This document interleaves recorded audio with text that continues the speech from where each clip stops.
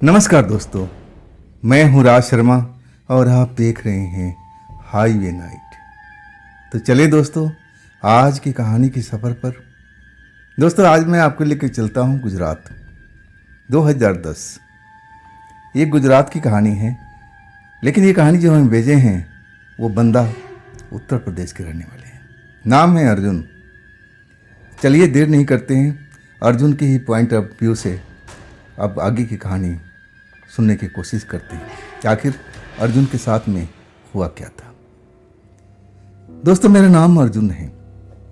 मैं उन दिनों गुजरात में नौकरी करता था, फैक्ट्री में काम करता था और करीब 5-6 महीने के बाद मैं घर लौटा था।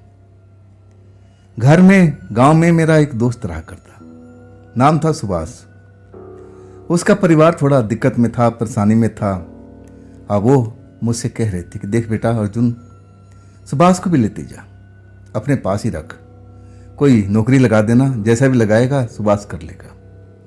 थोड़ी हमारी घर की हालत ठीक नहीं है। आखिरकार मेरा दोस्त था सुभाष, कभी हम साथ पढ़ा करते थे, साथ खेलते थे, तो दया तो आ चुका था। हमें कहने लगा कि चिंता मत कर, जब मैं जाऊंगा तुझे साथ लेके जाऊंगा, मैं पक्का वादा करता हूं। मुझे उस टाइम उसके बारे में जो बीच में हो रहा था, उसके साथ कुछ कहानी बन रही थी, मुझे पता नहीं था। ना वो लोग मुझे, उनके परिवार के सदस्य, ना सुभाष भी मुझसे कुछ बताया। आखिरकार मैं उसको लेकर के गुजरात पहुंच जाता हूं। अब जहां मैं रहता था अकेले ही कमरा लेकर के, मुझे लोगों की भीड़ भाड़ पसंद नहीं था और मैं अपनी कंपनी में अब उसको काम लगा देता हूं। मेरे ही अंडर काम कर रहा था। अब मैं भी खुश था कि चलो मैंने सुभाष का काम लगा दिया, मैं एक नेक काम किया हूँ, भला काम किया हूँ। मुझे बड़ा अच्छा लग रहा था। अब कुछ दिन हमारे घर में बहुत कुछ चैन से आराम से हम लोग रहे, कोई चिंता परेशानी नहीं। और उस घर में तो मैं पिछले 1 साल से रहता आया था। ना उस घर में मुझे कोई सपने में भूत नज़र आई, ना कोई बुरा सपना नज़र आता था। मतलब कहने का था कि मुझे उस घर में कोई भूत प्रेत का साया महसूस हुआ नहीं था। तभी भी तो मैं पिछले 1 साल से रहता था वहाँ पर। लेकिन जब अर्जुन आया ना, लगभग अब 10-15 दिन या महीना दिन के आसपास में कुछ न कुछ घर में होने लगा था। कोई सामान अपने जगह से हट जाती थी, दूसरी जगह पर मिलती थी। ऐसा कुछ शुरू में स्टार्टिंग में होने लगा।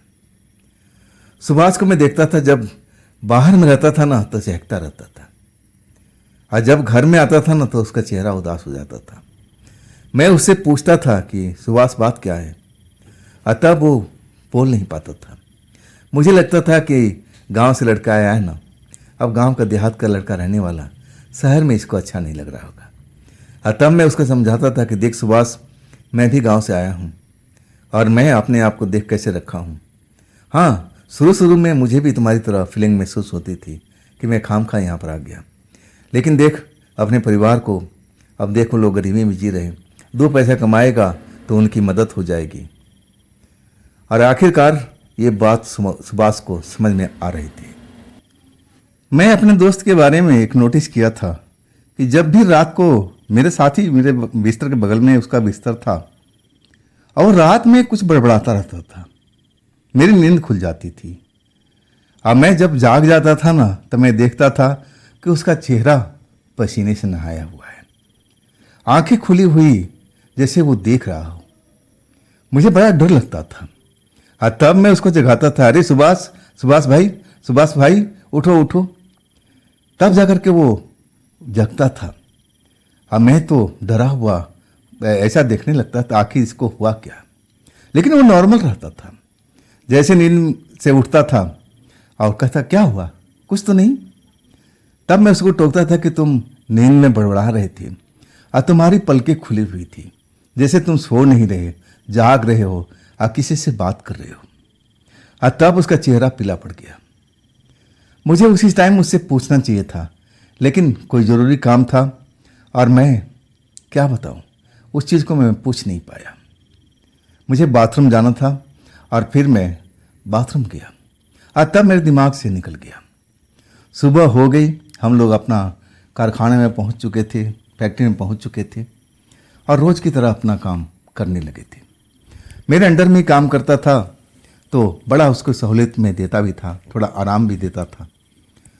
जो दोस्त के नाते जो होता था मैं उसके लिए सब कुछ करता था। रात में उससे पूछता था शाम के खाना के लिए कि आज क्या खाएंगे। तब मैं उसकी चॉइस पसंद देखता था, ज़्यादातर वो नॉन वेज की बात करता था। अरे भाई, हम लोग परदेश आए हैं इतनी दूर से और 2 पैसा कमाने के लिए, अपने घर परिवार में देने के लिए।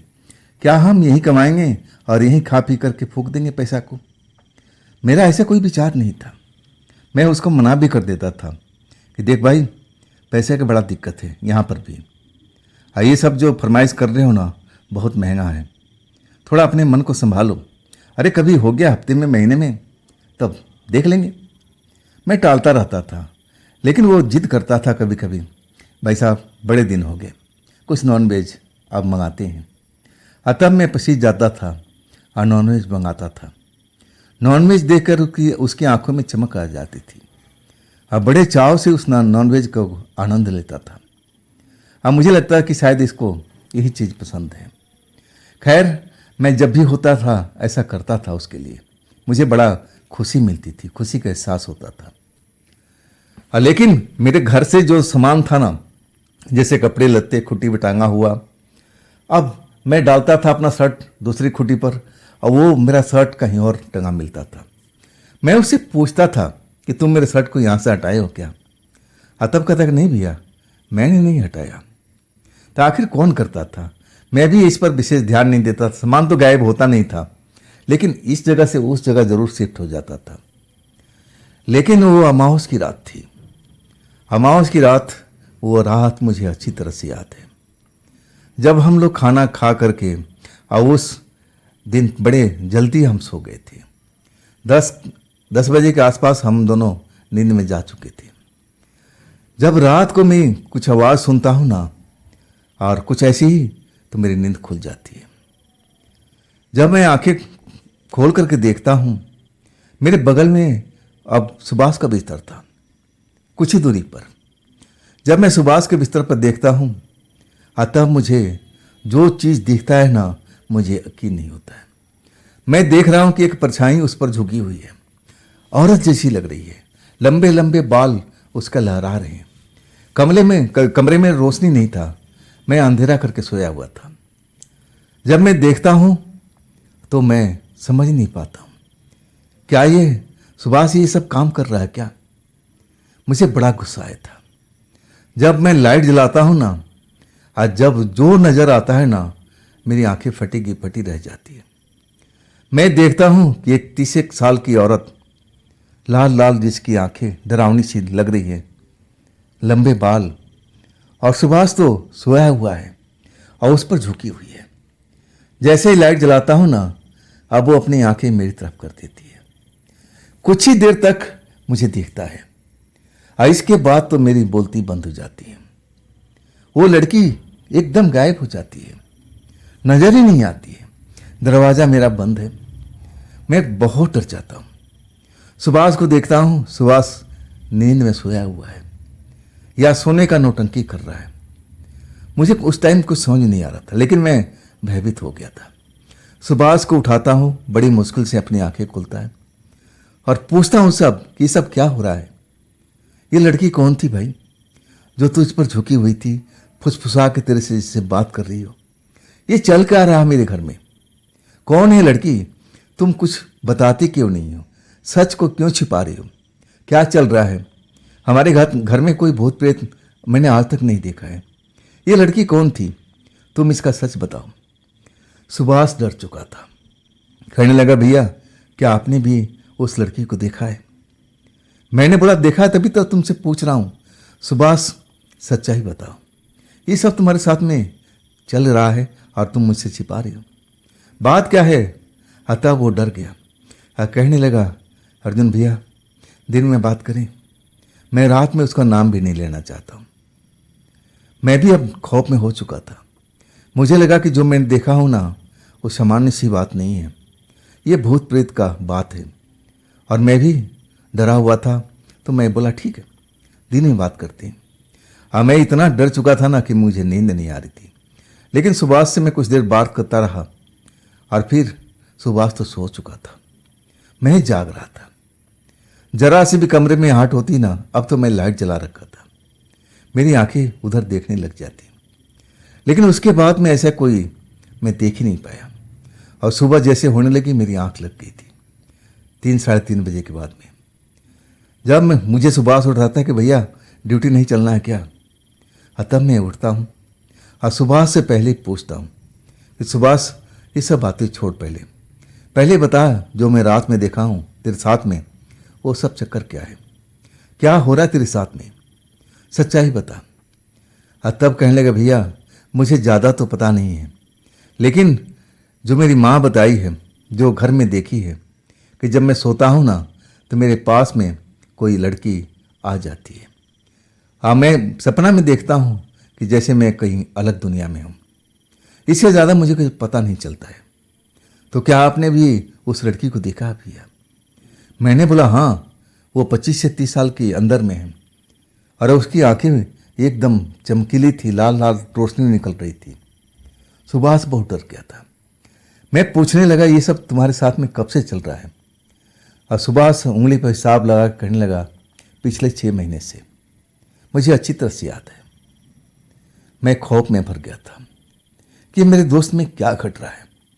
लेकिन अब ड्यूटी जाने का टाइम था और फिर हम दोनों बातचीत करते हुए अपने काम पर निकल गए। उस दिन ट्रक लोडिंग होना था, माल लोड होना था, जो माल पैक हो चुका था और लोडिंग के काम मुझे ही करवाना होता था। तो उसमें मेरे ग्रुप में सुभाष भी शामिल था और मैं सारे लड़कों को बोल दिया कि भाई एक एक पैकेट उठा करके और ट्रक में पहुंचाते रहो। और वही सब लड़के कर रहे। जो ट्रक का ड्राइवर था ना, एक अधेड़ व्यक्ति था और वो ट्रक के बाहर खड़ा था, माल लोड हो रहा था और उसको देख रहा था कि कितना जल्दी माल लोड हो जाए और फिर हम निकल जाए।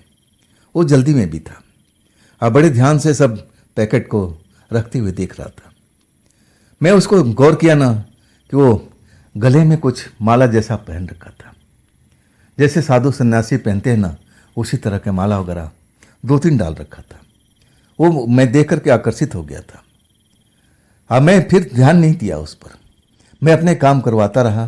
लेकिन कभी कभी मैं उसकी तरफ देख लेता था। जब माल पूरा लोड हो गया ना, तब मेरे पास में अब ड्राइवर आया, मेरे पास में आके खड़ा हो गया। कहने लगा कि सुपरवाइजर साहब, ये जो सफ़ेद कपड़ा पहन रखा है लड़का, ज़रा इसको बुलाओगे आप? मैं देखने लगा कि वहाँ सफ़ेद तो 2-3 कपड़ा लोग पहन रखे थे, शर्ट पहन रखे थे, उनमें से कौन सा? मैं बोलना कोई काम है क्या विशेष? तब वो कहने लगा हाँ कुछ विशेष काम है, आप ज़रा इस लड़के को बुला दो। जिधर उंगली उठा रहा था ना, वहाँ सुभाष खड़ा था। मैं समझ नहीं पाया कि ड्राइवर से इसकी जान पहचान है, क्यों बुला रहा है। मैं ज़्यादा सोच विचार नहीं किया, सुभाष को आवाज़ दिया, सुभाष ज़रा इधर आना। सुभाष आकर मेरे पास में खड़ा हो गया। हाँ भैया बोलिए। तब वो ड्राइवर मेरे पास में खड़ा था, सुभाष को देखने लगा। फिर मुझसे पूछता है कि सुपरवाइजर साहब, ये लड़का के ऊपर में भारी विपत्ति आ रही है। मैं चौंक गया। उसकी बात सुन करके मैं अब हैरान भी हो गया था, चौंक भी गया था कि आखिर ड्राइवर कहना क्या चाहता है। मैं कहने लगा कि ड्राइवर साहब, आप कोई तांत्रिक हो, कोई जादूगर हो, कैसे जानते हो आप? तब वो कहने लगा कि ना, जादूगर तो मैं नहीं हूँ, हाँ थोड़ा तंत्र मंत्र का जानकार जरूर हूँ। इस लड़का पर मुझे भारी विपत्ति दिख रही है। अब विपत्ति जो भी है ना, इसके बगल में खड़ी है। चौंकने की बारी मेरी थी। मैं कहने लगा क्या मतलब है ड्राइवर साहब, क्या कहना चाहते हो? तब वो कहने लगा ये लड़का आपका जानकार है। मैं कहने लगा हाँ मेरा दोस्त है, मेरे गांव का रहने वाला है, जो भी बात है खुल के बताइए ना। तब वो कहने लगा कि चलो अच्छी बात है कि आपका गांव का है और आपका जानकार है, तब आप मेरी बात को समझ पाएंगे। तब वो मेरे कान के पास में धीरे धीरे बताने लगा। मुझे विश्वास भी नहीं हो रहा था जो बातें कर रहा था। अब बार बार उंगली दिखा रहा था। वो कह रहा था कि देखो भाई सुपरवाइजर साहब, ये इसके पास में एक प्रेतात्मा खड़ी है जो कि चुड़ैल है। इस लड़के को इसके बारे में खबर भी नहीं है। अब मैं अपनी आंखों से इसको देख रहा हूँ। ये जो चुड़ैल है ना, बहुत ही खतरनाक है। जिसके पास ये दिखाई दे देती है ना, अब उसको समझ लो कि कुछ महीने या साल के अंदर ही अंदर उसका मौत हो जानी है। जब मैं ये सुनता हूँ ना, बेचैन हो जाता हूँ। अरे अरे, ऐसे कैसे? कुछ कीजिए ना, अगर जानते हो। मेरे मुंह से पहला शब्द ही निकला था। तब वो ड्राइवर कहने लगा, हाँ हाँ, मैं करने के लिए तो बुलाया हूँ। तब लड़के से सवाल ड्राइवर साहब पूछने लगे, यानी सुभाष से। सुभाष सही सही जवाब दे रहा था। जो भी कभी कभी मेरी तरफ देख लेता था, तब मैं इशारा करता था कि हाँ बता दो। और वो बिना डरे हुए सारी बात अपना बताई जा रहा था, जो मुझे भी जानकारी थी, जो उसके साथ में होता था। उसकी माँ ने देखा था कि जब रात को सो जाता था तो उसके पास में एक औरत आती थी जो 25 से 30 साल के बीच में थी। ना जाने वो उसके साथ में क्या करती थी, लेकिन मैं ये सब जान चुका था। मैंने उस औरत को देखा था। उसके जो लक्षण थे ना, उस हमारे दोस्त के साथ में कुछ गंदाई खेल खेल रही थी। अब ड्राइवर साहब भी जान चुके थे। अब कहने लगे कि अभी भी वो औरत यानी वो चुड़ैल तुम्हारे दोस्त के बगल में खड़ी है। इशारा कर रहे थे। मैं बहुत डर चुका था। हाँ, मैं तो कहा कि यही सही मौका है। ड्राइवर बता रहे हैं कि मैं तंत्र मंत्र का जानकार हूँ, तो क्यों ना अब मेरे दोस्त को भला किया जाए। अब मैं बोलता हूँ कि अपने दोस्त कि तू डर मत, जो भी सच्चाई है अभी ड्राइवर साहब को बताते हैं। ड्राइवर साहब पूरी सच्चाई सुनते हैं और कहते हैं कि देखो, गिनते हुए ज़्यादा से ज़्यादा ये 6 महीना तक जिएगा। मेरे कान के पास में, उसके पास नहीं। अगर मैं ना कुछ करूं तब, अगर मैं इसको तंत्र मंत्र कर देता हूं ना, तब इसकी लंबी लाइफ है। नहीं तो ये आखिरी स्टेज में है, आखिरी स्टेज में पहुंच चुका है। और ये जितना जल्द हो सकती है ये चुड़ैल इसको आत्मा को लेकर जाएगी। जब मैं ये बात सुनता हूं ना, तो बड़ा खौफ में हो जाता हूं, लेकिन सुभाष को जाहिर नहीं होने देता हूं। तब मैं कहता हूं कि जो करना है आप कीजिए। अगर कुछ खर्च बच में लगे तब मैं देने के लिए तैयार हूं, बस मेरी दोस्त की जान बच जाए। तब वो ड्राइवर मेरे पर नाराज हो गए। कहने लगे कि मैं अगर खर्च बच लेता ना, तो मैं ट्रक नहीं चलाता, मैं भी अपना आश्रम खोल के बैठा होता। आप भक्तगण मेरे पास ही आते। मैं ऐसा नहीं हूँ। मैं चाहता तो बहुत कुछ पैसा ले सकता हूँ सबसे, लेकिन मेरी जो सिद्धि है सब नष्ट हो जाएगी। मैं ऐसा कोई काम करना नहीं चाहता।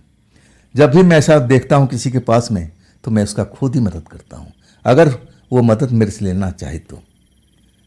मैं बोला कि बस जो करना है कीजिए आप। उस चुड़ैल से आप पीछा छुड़ा दीजिए। क्या अभी भी वो चुड़ैल अब दिखाई दे रही है आपको? तब ड्राइवर साहब कहने लगे, हाँ, उसी के पीछे तो खड़ी है, वो हमारी बात भी सुन रही है। लेकिन अब चाहे सुन भी ले, कोई फर्क नहीं पड़ता है। जो मेरा काम है मैं तो करूँगा ही, और उसका जो काम है वो करेगी ही। ना उसके काम में मैं बाधा डालूंगा, ना मेरे काम में वो बाधा डालेगी। अब मैं जो अपना काम करता हूँ ना, अब इसकी लाइफ बच जाएगी। लेकिन थोड़ा सा अब इसको थोड़ा संभल के रखना पड़ेगा आपको।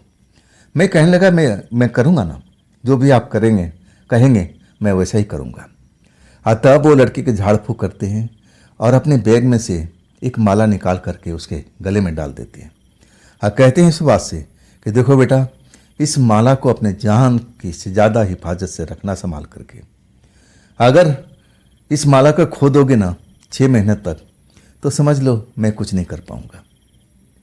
अब इसके बाद उनको जाना भी था, और जाते आते कहे कि डरने की आवश्यकता नहीं, जो मुझे करना था मैं कर दिया हूँ। आप लोग निश्चित रहो, लेकिन जो मैं समझाया हूँ अब वैसा ही करना है। आखिरकार मैं 6 महीने तक और सुभाष का मैं साथ देता रहा। मैं हमेशा ध्यान रखता था कि उसका माला कहीं गुम ना हो जाए।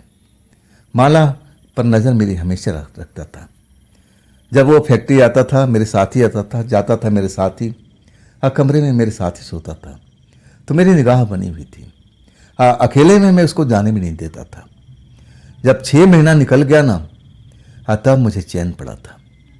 हाँ, इस बीच में वो जो आत्मा थी लड़की, वो कभी अब सुभाष के पास में दिखाई नहीं देती थी और उसको तो पता भी नहीं चलता था, दूसरा कोई देखता था। लेकिन मैं बीच में जागता था, जरा सा भी आठ होती थी ना तो मुझे लगता था कि शायद तंत्र मंत्र काम नहीं कर रहा।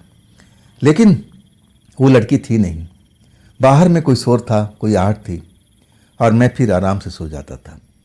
6 महीना जब बीत गया ना और लड़की अब सुभाष के पास में नहीं आई ना, तब मुझे तसल्ली हुआ था। लेकिन वो माला हमने उसके गले से निकलवाया नहीं और उसके बाद ड्राइवर साहब भी कभी नज़र नहीं आए। लेकिन उसी के वजह से, उस माला के वजह से, उस तंत्र मंत्र जो ने ड्राइवर साहब ने किया था और उसी के वजह से अब मेरे दोस्त यानी सुभाष की जान बची थी। मैं आज भी कोई ड्राइवर देखता हूँ ना तो मैं पहचानने की कोशिश करता हूँ, क्या वो वही ड्राइवर तो नहीं है। लेकिन वो कभी मुझे दोबारा नहीं दिखे।